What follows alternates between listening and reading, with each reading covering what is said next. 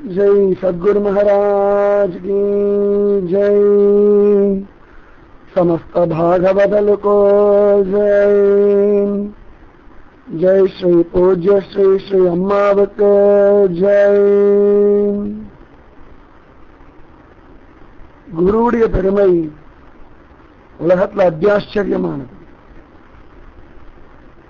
சத்குருவானவர் பார்ப்பதற்கு சாதாரண மனுஷ ரூபத்திலே தான் இருக்கார். ஆனா அந்த சத்குருவுடைய பிரபாவம் வார்த்தைகள் அடங்காத ஒன்று. லோகத்துல பார்த்தோம்னா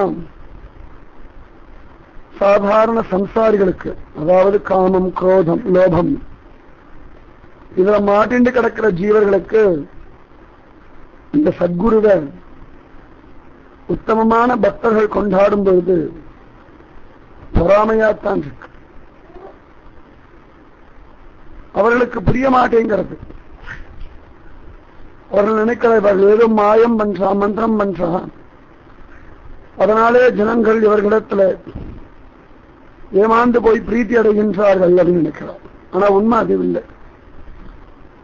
சத்குருவாகப்பட்டவர் இந்த ஆத்மாவுடைய தேவையான உண்மையான பிரீத்தியை அதற்கு காண்பிச்சு கொடுக்கிறார். லோகம் முழுக்க எல்லா ஜீவர்களும் இயங்கிறது உண்மையான அன்புக்கு தான். எந்த விதமான பிரதி பிரயோஜனமும் எதிர்பார்க்காத ஒரு அன்புக்கு தான் எல்லா ஜீவர்களும் இயங்கிறது.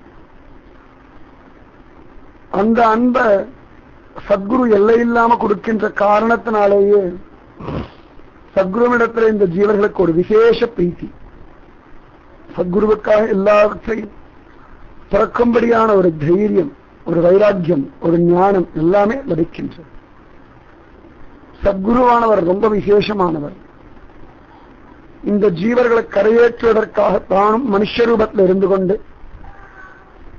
இந்த ஜீவர்களிடத்துல சாதாரணமா பேசுறா போல பேசி இவருடைய பாபத்தை, இவருடைய அஜ்ஞானத்தை, இவருடைய காமத்தை, இவருடைய கோபத்தை சர்வநாசம் செஞ்சு இந்த ஜீவர்களை உத்தமமான கதிக்கு அழைத்துச் செல்கின்றார். அதுதான் சத்தியம். அதனாலதான் குருகீதாவில பரமேஸ்வரனாகப்பட்டவர் பார்வதிக்கு விதவிதமா குருமகிமை பற்றி சொல்றார். யஸ்மாத் பரதரம் நாஸ்தி நேதி நேதி இது வைஸ்ருதி மனசா வசசாவை சத்தியம் ஆராதையே குரு. குருவை ஆராதனை பண்ணணுமா? என்ன அவசியம் இருக்கு? அவள ஒரு மனுஷாதானே, நம்ம போல ரெண்டு கை ரெண்டு கால்கள் தானே இருக்கு. அவளுக்கும் கண் இருக்கு, எனக்கும் கண் இருக்கு. அவர்களும் ஆகாரம் சாப்பிடுறான், அவர்களும் மனுஷாளத்தை சிரிச்சு பேசுறான், அவர்களும் தூங்குகிறார்கள். அதனால எதுக்கு நான் அவர்கள் ஆராதனை பண்ணணும்? என்ன அவசியம் இருக்கு? லோகத்தில் நிறைய பேர் அப்படிதான் பேசுறான். மனுஷனை போய் ஆராதனை பண்ணலாமே, தவறில்லையா அப்படின்னு. அவர்களை பொறுத்த வரைக்கும் சத்குருவாகப்பட்டவர் மனுஷ ரூபத்தில் தெரிகிறார். பகவத் பக்தாளுக்கு மட்டும்தான் அவருடைய உண்மையான பலம் ஸ்வரூபமும் புரியுது.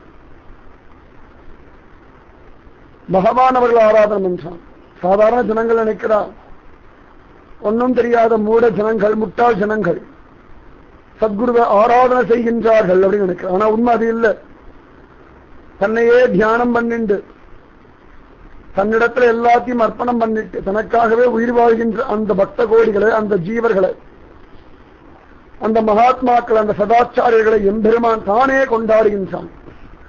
உகத்தி போலும் அரங்கமா நகருளானே உன்னோடு ஒக்க வழிபட அருளினாய் போலும் அப்படின்றார்.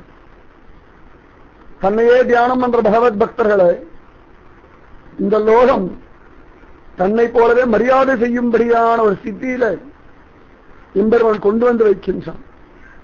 அவன் கருணையை புரிஞ்சின்றா மட்டும்தான் இந்த ரகசியம் புரியும்.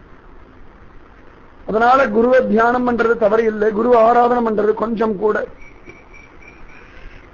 சந்தேகமே இல்லாததான ஒரு விஷயம், நிர்பயமான ஒரு விஷயம்.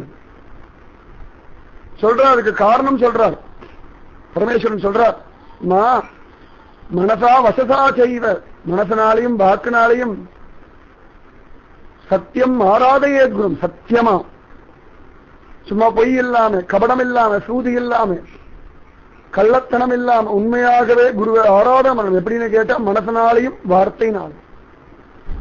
வெறும் வார்த்தையினால ஆராதனை பண்ற மாதிரி நடிச்சுட்டு மனசினாலே சந்தேகப்பட்டு இருந்தோம்னா அதுவும் பிரயோஜனம் இல்லையா?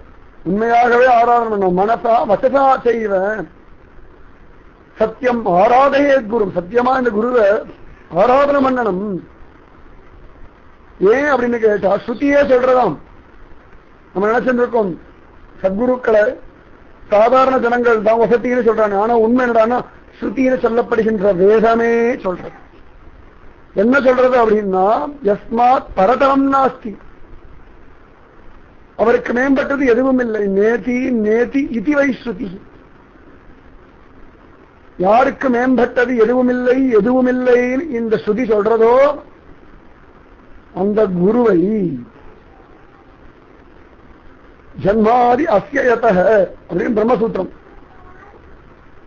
இந்த உலகம் முழுக்க எது வியாபிச்சுருக்கோ அதிலே பரபிரம்மம்.